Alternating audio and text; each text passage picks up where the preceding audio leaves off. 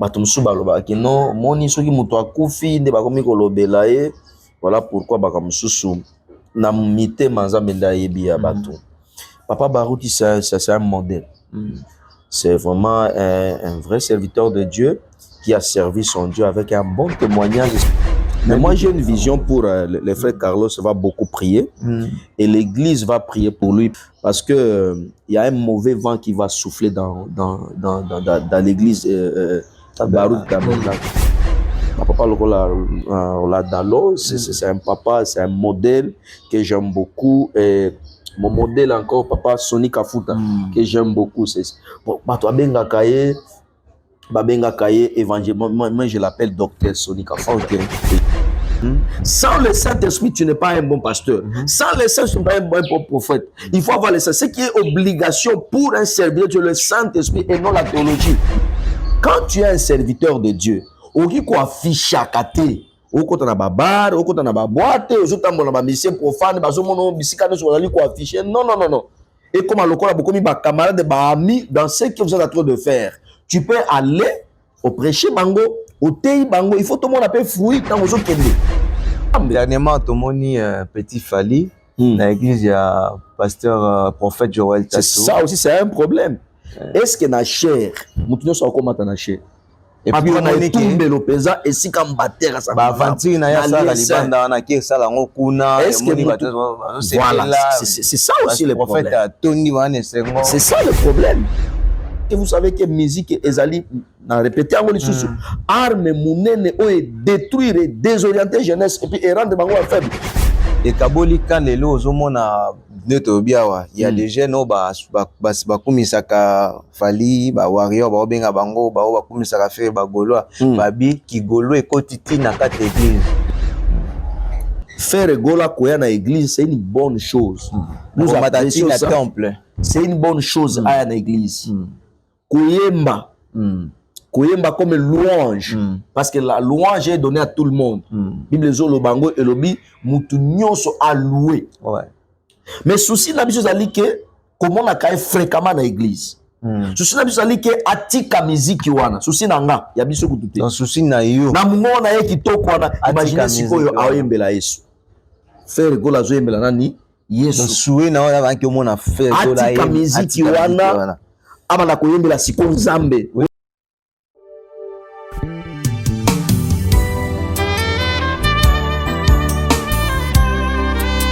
Kolo Yesu mosangisi yoka losambo na ngai mowumbu na yo nasengi yo sunga libota na yo tozala bomoko po tolonga monguna.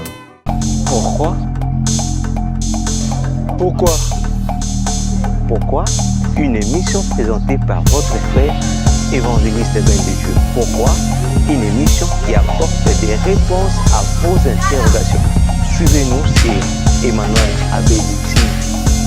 Bonjour, bonsoir, Nabalandinion sur Emmanuel Abedi TV, émission Nabino Pourquoi, aux aura toujours présenté, moi Nabino évangéliste Ben de Dieu, les lots du chouchou.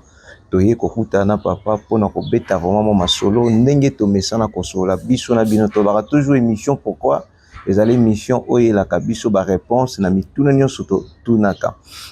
Bonjour papa. Bonjour évangéliste Ben de Dieu. Bonne santé papa. Très bien. Zambazo bomba biso. En tout cas tous en sengo vraiment ya koyamba oli chouchou na émission na biso pourquoi vraiment lelo et commis partout na internet batbazo loba mais avant to banda émission biso senga to bondela muke pona ko pambola bana Nzambe to kolo Yesu to mitiki na maboko na yo pesa biso bwanya pe mayeli émission na biso ezala message ya lobiko ya kosangisa ya kotonga pe ya kopambola na kombo na Yesu Kristo pameli mipepe nyonso ya mabe orgueil ya bomoto makanisi ya bomoto na kombo na Yesu joie contrôle ya nyonso tokosola pesa pe bana yo esprit ya compréhension o nyonso emema biso na lobiko et pour na lokumu na yo na kombo na Yesu amen. Amen. Soyez bénis partout bozolanda biso banda kuna bino na Kinshasa Brazzaville poto partout Nzambe apambola bino to ebete émission oyo et message toujours ko pambola bino bozo pamba papa to ko introduire un peu na sujet ya papa na biso toza na matanga monene ya mboka na biso. Est-ce que boyebi ke to perdre vraiment moko ya ba héros na makambo ya Nzambe? Merci beaucoup mbote na bandeko nyonso na monde entier bayoka lingala baolanda biso, mbote na ba chrétien nyonso ya Congo pe na monde entier, surtout bandeko na biso ya Baruti Tabernacle. Tozali ko partager mawa elongo na bino parce que vous savez papa Baruti de le même jour où atoyoka ki sango aliwa na ye tu vois na postaki na ba page na ngai regret na nga tout ça parce que vous savez c'est cet homme c'est bato musu balobaki non moni soki muto akufi nde bakomi kolobela ye, voilà pourquoi baka mususu na mitema Nzambe nde ayebi ya bato. Papa Baruti c'est un modèle. C'est vraiment un vrai serviteur de Dieu qui a servi son Dieu avec un bon témoignage. Et surtout, moi, j'ai toujours dit aux gens, tu peux être un bon prédicateur, un bon enseignant, tu peux opérer des miracles, faire tout ça comme Christ l'a dit. Bon, c'est pelaté pour comme on a, pour mais pour comme on a bien et comment c'est un papa qui a servi son Dieu. Notamment qui prêve à Moussala Nae, je crois dans la ville à Kinshasa. Parmi les églises de réveil, je ne sais pas s'il y a une grande église sur le plan.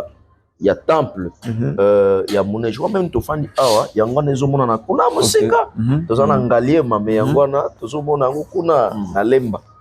Tu vois?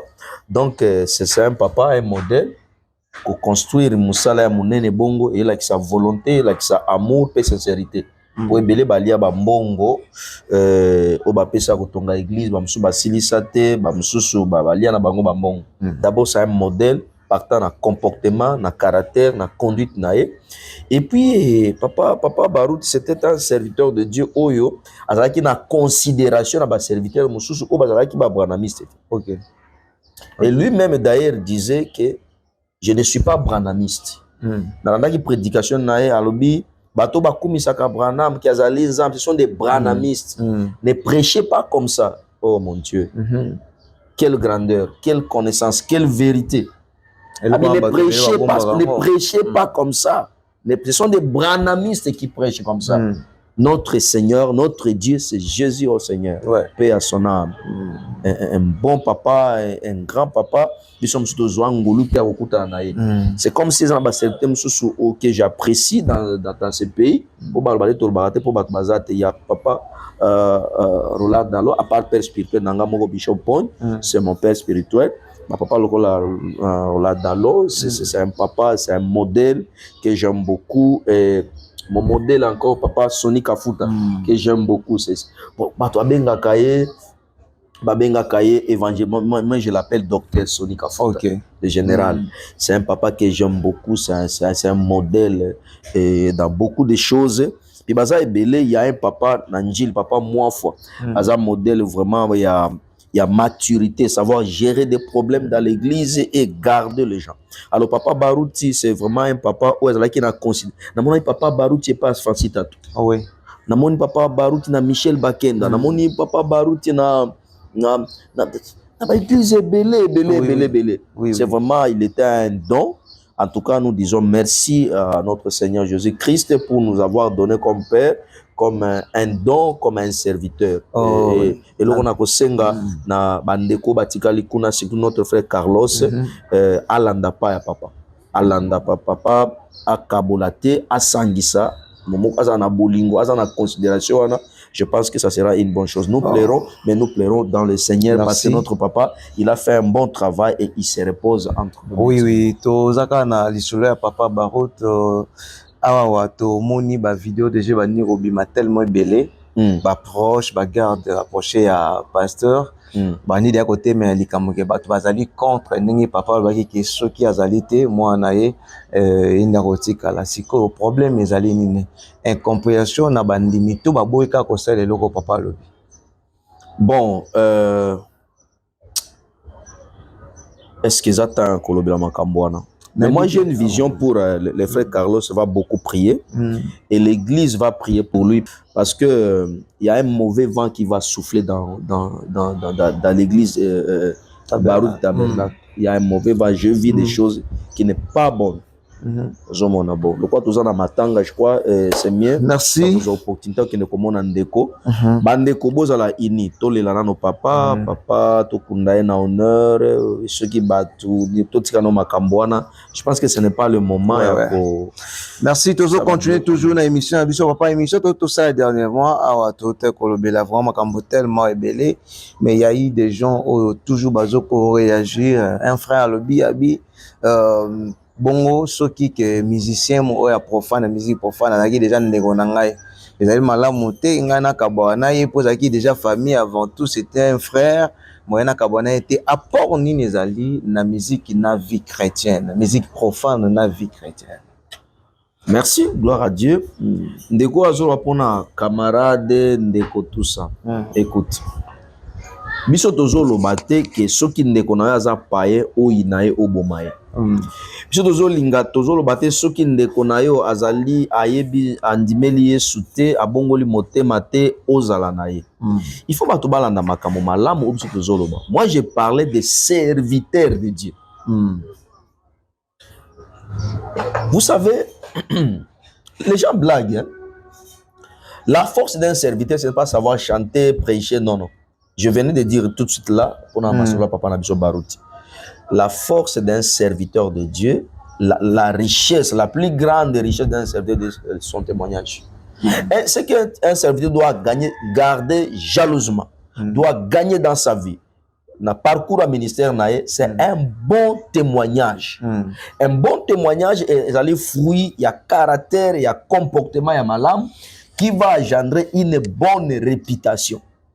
Papa. OK. Koyebana diable ayebani.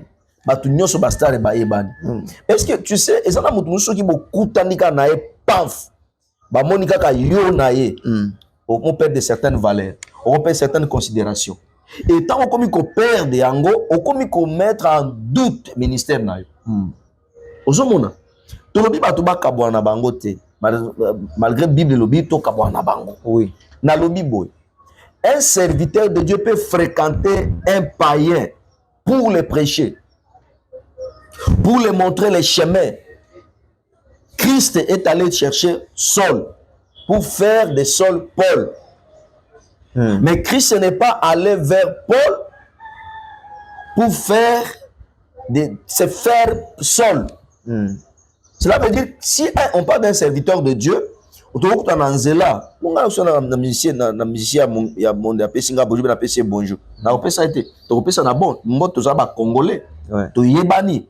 bonjour to bala naka ezana ba za famille bato mususu zali bande to ba province moko do ba lien ezali ebele ba mususu bazali baza bande ko na biso biologique to yebani na bango to tina ba mboka moko ozomona Adolphe Dominique zali ekolo mama nanga.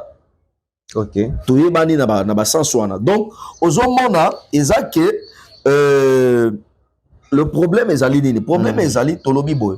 Quand tu es un serviteur de Dieu, oki ko afficha kate, okota na babar, okota na boîte, ozotambola ba mission profane, bazomona bisika neso bazali ko afficher. Non non non non.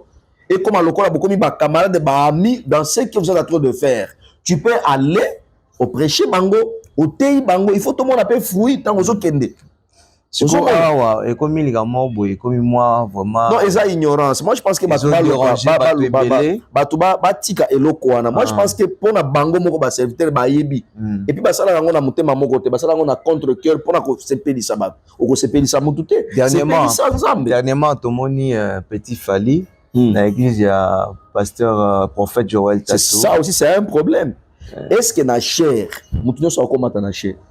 Et puis on a tombé le pesa et si comme battre ça ba aventure na ya sala libanda na ki sala ngokuna voilà c'est ça aussi le problème.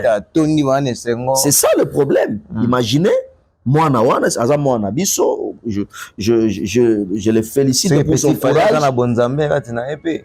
Non, non, non. Kozala bozambe ou pas, kozala bozambe ou pas, et kozala to deviner ango na avenir na ye. Parce que muto ko yemba to mona ki ba Carlito ba yembela ki mokili. Mais lelo ba bongo li motema ba dakumuda ba yembela ki mokili, ba bongo li motema ba apôtre de baba ba yembela ki mokili ba bongo li. Et bango moko ba lobaka ba pesa ka témoignage ki tango tozali ki na molili, tozali ki na mabe. Ba témoignage ezali. Mais surtout le ba lelo ki baza na mabe. Ce n'est pas nous, c'est d'abord eux. Et de deux, tant que les païens, le musicien profane, ce sont des païens. Parce que un chrétien, on n'a jamais na kilote. Même na kilote, c'est rare chez moi à la maison. Parce que nazana bana, nazana bande, kubanani bakoya na beaucoup tanga bongote. Mais yo zo beta musique no letsa batu bilamba ya mokuse. Oza chrétien. Ozo leta ozi zoto ya basi o étalé yango. Ozi ba maluba moko ya bêtise oloba. Est-ce que vous savez que musique ezali na répéter yango li susu arme munene o détruire désorienter jeunesse et puis et rendre bango faible. Le zo makambo oh batu ana nya wera, batu ya jibe. Moi j'ai vécu ça. Parce que biso to koli na baba série ba wenge. Mon petit frère propre papi il est Kisangani. Il a zala ko soutenir à l'époque jibe ngawera. Tu komi ba na conflit to banaki ko liesika moko te ko besika moko te to ko batina ko simba na nzoto. Non wera zana Kinshasa jibe zana Kinshasa biso to akina Kisangani kuna. Ozomona musique ne est engendré polémique impolitesse mo ozomona bato biso ba warrior biso ba golo banane tala siko comportement na bango tala bazali ko fingana basi na bango mibali na bango baba mama donc bêtise mo tout ça ezala pour la musique donc musique ezali en tout cas pour moi je ne vois pas vraiment l'importance de la musique ozomona pour ngai vraiment ba ebité pour na bango ezali musala ezoleisa ba mususu ezotongisa c'est bien to encourager bango na sens wana mais na sens il y a spiritualité il y a vie il y a sali ya bato musique congolaise et détruire bato ebele et il y a même ba autorité mususu ya mboka ba komi ba fanatique ba musicien ko sala makambo pour accepter musicien oyo ako ba fo intérêt général ya mboka to makambo ebele o musique ya porter ya mabe lelo bana o ba ninga na bino ba journaliste ba komi ya bato ya boy bazo fingana bazo manquer respect ya basi ya kaka bango bongo musicien kala lo comportement na bango et kaboli kan lelo ozomona neto biawa ya des jeunes ba kumisaka fali ba warrior ba benga bango ba kumisaka faire ba goloa babi ki golo ekotiti na kata église omona bato ya fali ba kumisaka mingi pasteur Moïse Mbie po amona mingi pasteur Moïse Mbie bataka na fali et pasteur Mike Kamai bato kumisaka mingi ba goloa po ebike baza contre moto bazaka mingi na leader na bango et tout donc siko na ebité awa dernièrement to monaka frère na biso frère Gola na cité Bethel siko po na biso bana nzambe leçon nini otozo ko attirer na ndenge ba sala nzambe bazo ko se fréquenter na bato ba ebi nzambe te et ça est-ce que zali malamu vraiment insister na le lokoto e bana vérité nini za caché derrière ba relation autre na lobi boy Église et yambaka mutu nyonso. Jésus a dit ceci dans Jean chapitre 6 verset 70. N'est-ce pas moi qui vous ai choisi? Mais l'un de vous était un démon. Il parlait de Judas qui était avec lui. Mais bazalaki na kati ya musala ya nzambe. Bazalaki na ete na musala ya kisata na ya Judas. Faire Gola koya na église, c'est une bonne chose. Nous apprécions ça. C'est une bonne chose à une église. Koyemba. Koyemba comme louange. Parce que la louange est donnée à tout le monde. Bible zolo bango elobi mutu nyonso a loué.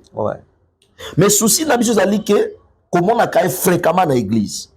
Souci na biso zali que atika musique wana. Souci na nga ya biso kutute. Donc souci na yo. Na mungo na ye kitoko wana imagine sikoyo aoyembela Yesu.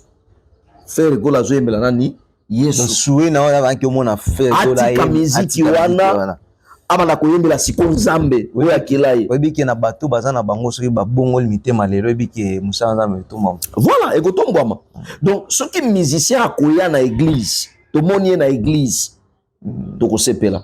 Mais soki pasteur ake na concert ya musicien ake kokota na concert abandi koyemba musique ya mokili abandi kolata lokola musicien, abandi kotamba lokola musicien, akomi kosala makambo lokola ne bato mokili basalaki. Là ça devient compliqué. Et c'est là que toujours parce que nous on peut pas aller vers le musicien pour vivre comme le musicien, mais on peut aller vers le musicien pour le prêcher et les gagner dans le Seigneur. Ouais. Objectif na biso yangoana. Donc un vrai serviteur de Dieu abanga ba paete ina ba paete, mais il cherche de paete. Dans la église lelo, ba nouveau converti bazala raté. Ezaka oyo azali l'église à longo à côté quoi, à côté trouble na trouble. Mais les gens n'ont pas ce temps et de évangéliser. Quand na kende na ba gambela na kende wapi boye biango, na kende na ba intérieur c'est la frère. Donc problème ezali nini? Problème ezali que un serviteur de Dieu au qui jamais kozalaka camarade de tango nyonso. D'abord, ozala kola papa na ye ya molimo. Sambela pona ye, exhorter ye, teya ye sango malamu. Amen. Nalanda ki matu samoya azopesa nini azopesa témoignage moko alobi azalaki na Paris un jour papa wemba za na hôpital. Abengi ye akenda asambela pona ye, amema Bible. Voilà les choses que nous voulons. Amema Bible. Tout le monde a maître Gims Azo Luka Matou Samuel. Aye verre ateye basolo linaye. Vous voyez, c'est les choses. Tout le monde a été Matou Samuel qui a conseil à Gims. Mais tout le monde a Matou Samuel pas obéta matolo na vidéo moko pas Gims fabi qui faut Kusunga musa na nzambe to na besoin ya soutien ya batu nyonso. Soutien za ne mo te matolo. Quelque chose ça la pour que obimisa mbongo. Non, ça qui m'a bé ça qui scandale. Moi je pense qu'ils ont la petite bateau. Et ben si bat mabaku. Toujours ba makambo sunga ba nzambe za ndenga mabete ba vérité. Donc ceux qui habitent qui matol dans le sens que ya ko se payer sa poche na nini ezamambe. Mais ceux qui pour la musala ya nzambe asengi soutien. Pour mes alités. Pour la musala nzambe. Parce que nzambe nda pesa bango bomo. Nzambe nda bat ko soutenir musala nzambe ozala nani, tu peux soutenir l'œuvre de Dieu, c'est pour ton bien. Les pour la bénédiction na e. Ozomona. Alors ce que nous voulons est que le serviteur va se respecter. Et quand nous recevons ces gens à l'église, menga na mwana moko na iba za musicien munene awa ayaka na ndako et tout ça. Na nata na kotia ye wana tofani tosho na zali ko exhorter, na zali ko tia maloba nzambe. Mais au comment na te à l'église na pesa kiti ce que va serviteur ba sala jamais. Na kopesa place parce que za place na été azana no mopagan tozo bondela ye tozo te aye banzambe akofanda esika ba fidèle bazalaka akomata na cherté na etumbelote et pas nanga musicien okomata na cherté parce que vous allez dignité partant ya musala na yo musicien vous allez bien venir na église akomata na cherté pourquoi oui ra na église akomata nini au moins t'es gaz à une église à mais à quoi la gaz Azali musicien on le respecte Azali grand frère Azali tout ce qu'il a fait dans sa musique donc on recevoir avec honneur na respect parce que ça fait du bien voir quelqu'un un grand comme lui na monde musical ailleurs on va l'honorer on peut ça qui tu le la Mondimignos président de la République démocratique du Congo à Kenegana église Philadelphie yo mon affaire ici pasteur afanda Matia écoutez bandimi kuna si le président de la République na humilité nyonso na ko sala bongo yo musicien kana téléphone jusqu'à passer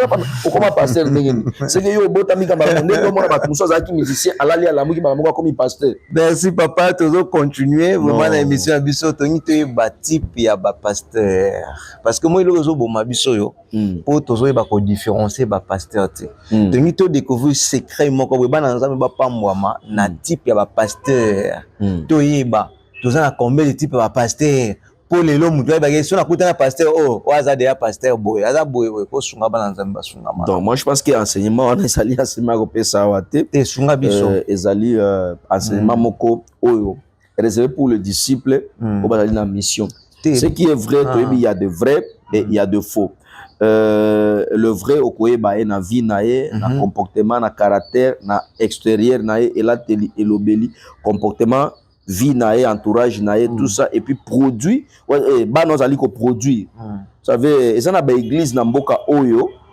il y a personne à parfait mais nazo pesa exemple na église moko par exemple la borne so que na église la borne lelo comme on a qualité il y a bandimi o azo na kat na église la borne tu verras qu'il y a du sérieux il y a des gens oyo quand même bazo banga nzambe attention qui ba to yebi vie ba profondément mais na attitude de kaka ya bato. Tu vois que c'est une église aux allées, à Philadelphie, ils viennent de voir ce que tu vois les gens, baza inquiets, bazali ko banga ça makamususu parce qu'il dit que naza quand même chrétien, naza quand même moi nzam. Mais ça na l'église mususu ko taliba tout, tali la teli le lobeli le lenge ya batu tu te dis non. Oyo bazali parce que nyoka bota ka nyoka. Koya bota ka koi, agno pe bota ka agno. Alors moi je pense que c'est ça. Mais ici il y a aussi des pasteurs comédiens. Mais il y a des pasteurs comédiens. Il y a des pasteurs comédiens. Un pasteur comédien, c'est celui qui, dans la blague, la aventure, a tiré comédie. Au moins, dans le Nabiso, et l'autre chose, dans le Nabiso, comédie et kotibisika nyos.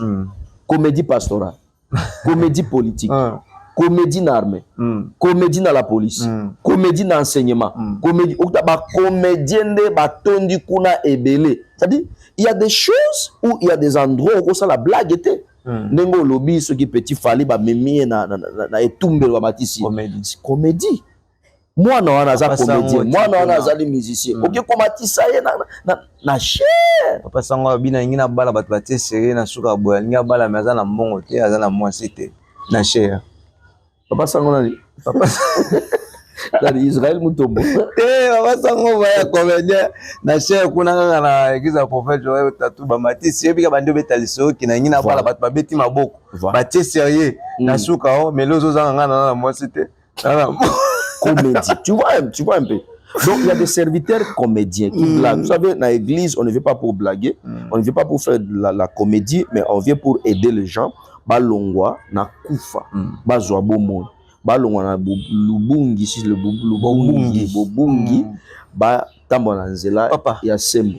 Toujours continuer pour toujours qu'il n'est vraiment comme un souk avant émission na biso, mais na lingi avant que tout c'est pareil, ba nzambe bazwana nous vraiment ba découvrir mambo belé. Balobi lelo pona ozala un bon pasteur faut les kaka na théologie. Est-ce que c'est vrai? Théologie, ils ont une obligation pour na musala nzambe, faut ça ka théologie. Pour la trop spirituel, il faut aller dans la théologie. Tout l'importance de la théologie, Jani. Théologie, elle est très importante. Dans la vie d'un serviteur de Dieu, pour à développer connaissance, c'est-à-dire historique de Makambo Nzambe, de Makambo Ebanda, évolution, il y a histoire, il y a église et tout ça. Et la théologie, c'est très important. Parce que la Bible dit, dans la foi, nous devons ajouter la connaissance. Mais la théologie n'est pas une obligation dans l'œuvre de Dieu, que pour que tu sois passé, tu vas passer par là. C'est-à-dire, la théologie ne fait pas d'un serviteur un pasteur. Mais la théologie, c'est l'historique. C'est comme celui qui étudie la géographie. Il a la maîtrise sur la géographie, l'histoire, il a la maîtrise. Est-ce que vous savez, il y a des gens qui savent. Ouais. Ils ont maîtrisé la Bible. Moi, je connais des musulmans, des chers, qui maîtrisent la Bible. Ils te parlent de la Bible, n'a pas de détails, mais il n'a jamais été chrétien. Il est intelligent, il a appris pour se défendre, pour défendre sa religion. Mais être serviteur, Bible le bango na Jérémie 1, 4. Avant que je te forme dans le ventre de ta mère, je t'avais consacré serviteur, prophète. À ça la théologie.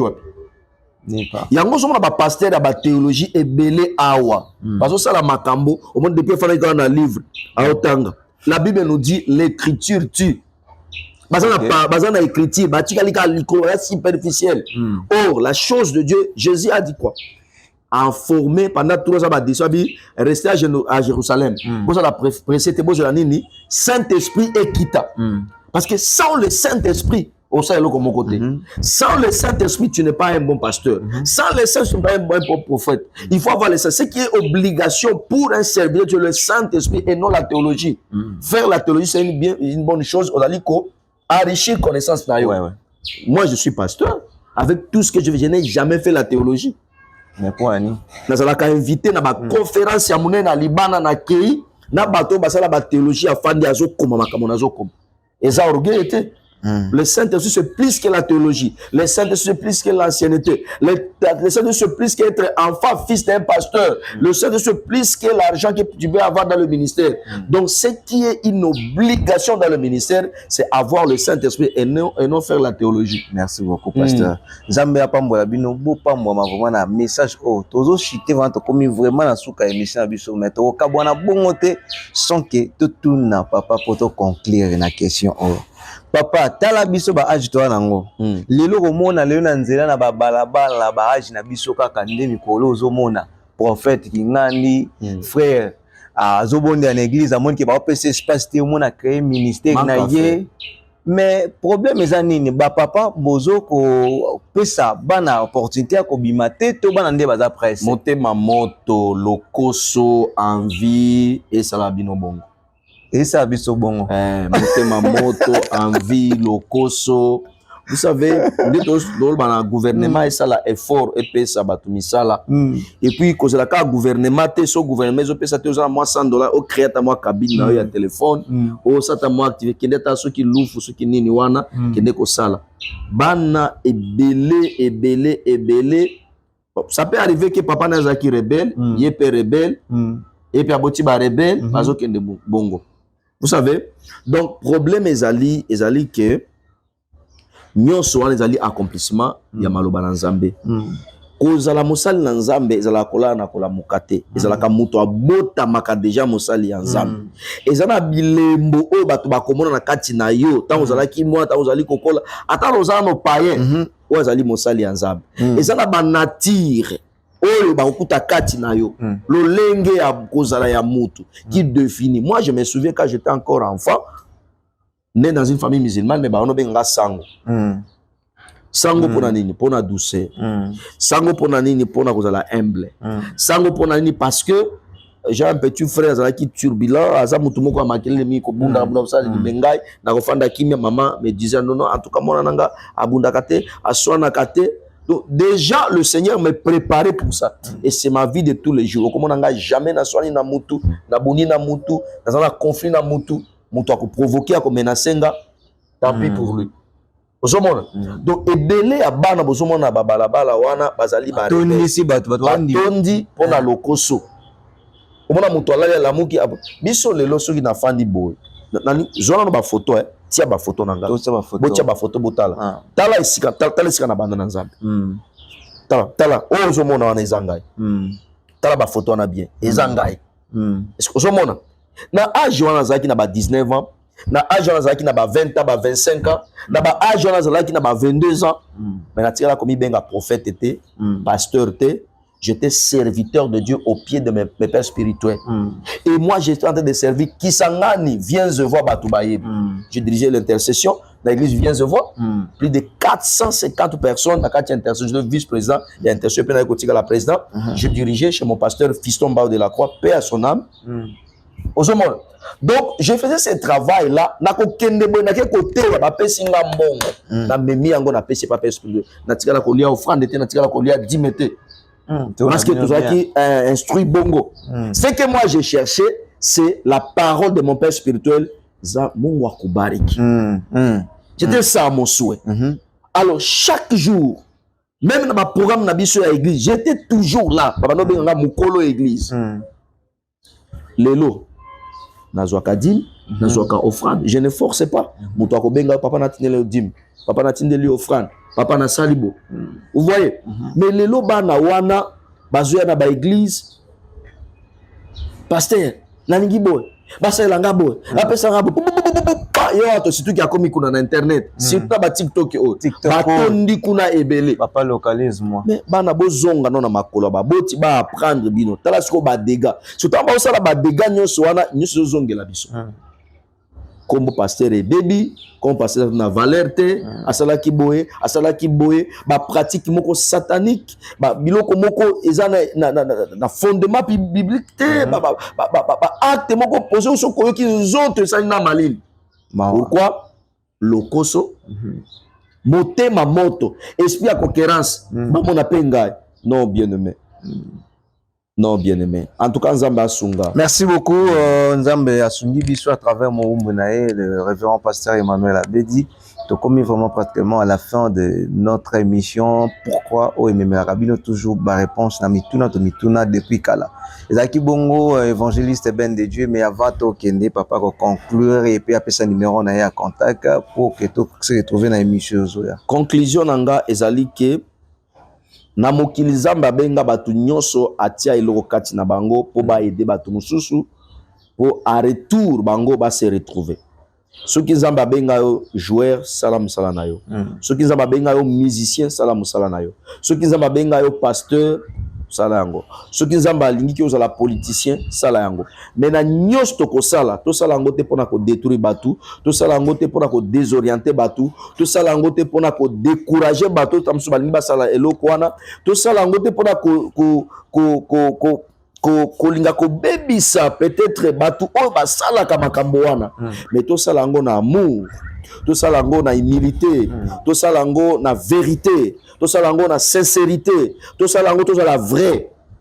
C'est très important. Bien aimé na nyonso tokosala na sia moi oyo, tu dois savoir que tout ce que tu fais dans la vie, tu es en train d'écrire une histoire. Yes. Tu es en train d'écrire dans la passé, dans la mémoire déjà, un souvenir. Soko sali malam ozala honoré na batu pe na Nzambe. Mais soko sali mabe na yo na bana no bakoya na sima bakoya ko futa prière eloko ozali ko sala. Le politicien doit se comporter bien comme de bons dirigeants et mboka na biso le pasteur doit se comporter bien comme de vrais serviteurs de Dieu pour na orienter bana Nzambe dans la vérité. Et na domaine nyonso c'est comme ça to banga Nzambe yeso azali koya. Zala malamu na mwasi na yo na mobali na yo na bana na yo numéro nanga contact yango na bakomi wana kuna. Que Dieu vous bénisse.